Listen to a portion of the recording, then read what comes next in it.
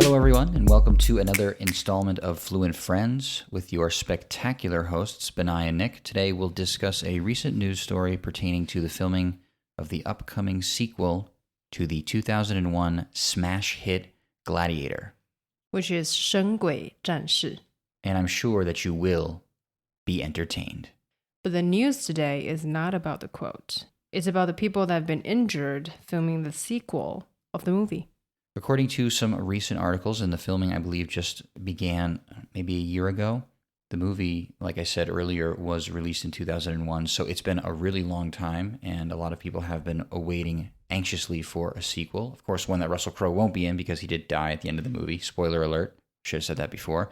But according to some news articles, several crew members filming the Gladiator sequel in Morocco had been injured in some stunt accident on set. But fortunately, according to Paramount Pictures, which is the production house of the movie, they said that the safety and full medical services team on site were able to act quickly. So those people who were impacted received necessary care.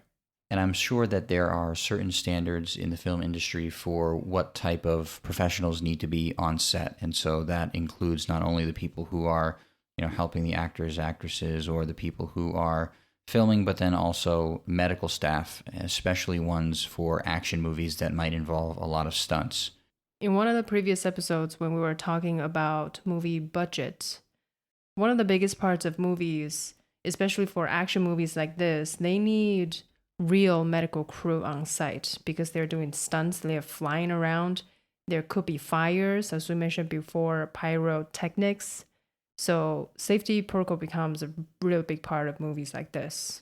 Yeah, of course, because it's expected that even if some of the stunts go as planned, people could still be injured. And maybe it's just a minor injury, some cuts, some bruises, but that's going to be expected when you're performing a stunt, whatever that may be. And in Gladiator, most likely the stunts are some type of hand-to-hand combat fighting. They're using weapons, and the swords are blunted, which means that they're not sharp, but they could still hurt, right?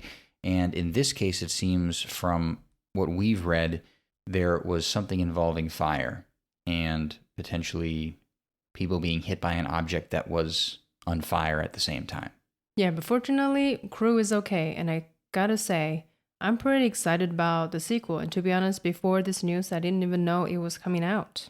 Yeah, until Benai had told me, I also wasn't sure that there was going to be a sequel. Like I said, if you've seen the movie, you know that Russell's character, he dies.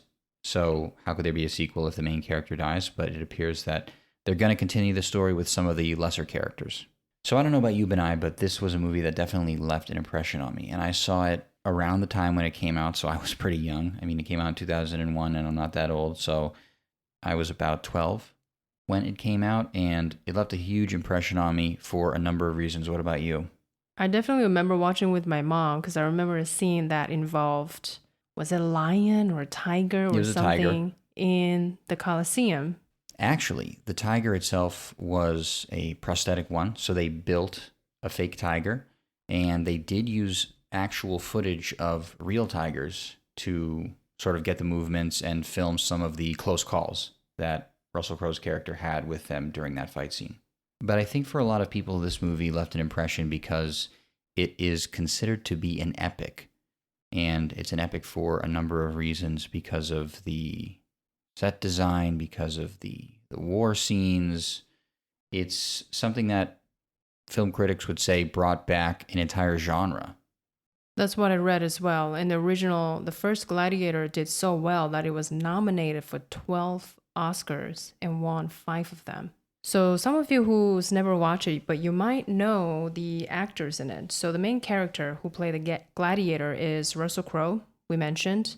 You might have known him as an Australian actor. He's in that movie 2012 2012年的悲惨世界. And as we mentioned in previous episode, 怒海争锋2003年的 Master and Commander. So that's Russell Crowe.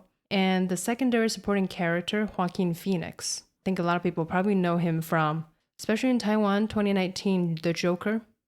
Yes, Joaquin Phoenix is in the film, and I think a lot of people would know him from The Joker. He plays the Emperor's son, and then when the Emperor dies in the film, he becomes the Emperor, and he's one of those ruler is one of those kings that really should not have that much power. Question. So people call this movie historical epic drama. Are those names historically correct? Did those people exist in history? Well, Russell Crowe's character didn't exist, but the emperor in the beginning, the one who eventually dies and passes it on to his son, Marcus Aurelius, was a real figure in Roman history and is one that a lot of people still cite for his book Meditations. He was a real character. The way that it unfolds in Gladiator is not how history really unfolded, so we would call it, a work of historical fiction.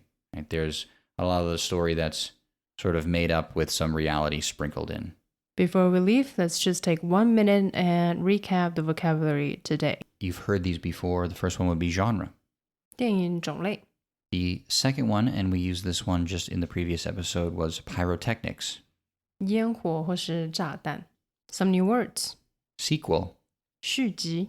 A sequel would be a follow-up, either a film or book series. Next up is stunt. 特技或是特技的演员. Something that is going to involve some level of physicality. Next one, this one is a little bit hard to explain, I think, which is epic, 史诗. Yeah, when we think about epic, I'm just trying to think of the elements that would be involved. Usually it's a film that's on a very grand and large scale. A lot of times we'll refer to certain war movies as epic or historical dramas as epics. Nominate, which is 提名, 动词提名. When we mentioned how well Gladiator did the first time around in 2001, we said that it was nominated for 12 Oscars and won 5. So you will use the verb nominate. Yep, it just means to choose, in reference to usually some type of award, or you can nominate somebody to a position, for example. Last but not least, we have prosthetics. So a prosthetic would be an artificial body part, or in the case of what we spoke about it in this episode, it was an artificial animal. 中文可以简单翻译成假肢或是义肢. It sounds like it can only be used for body parts. In movie productions, you can use that to describe an artificial animal or an artificial part of an animal. Another famous film in which the creators made an entire prosthetic animal would be Jaws. 大白鲨. So they created a whole shark just for that film. What we do in life echoes in eternity. I don't know what that accent is. It was a terrible accent. Thanks for listening, and we'll see you next time.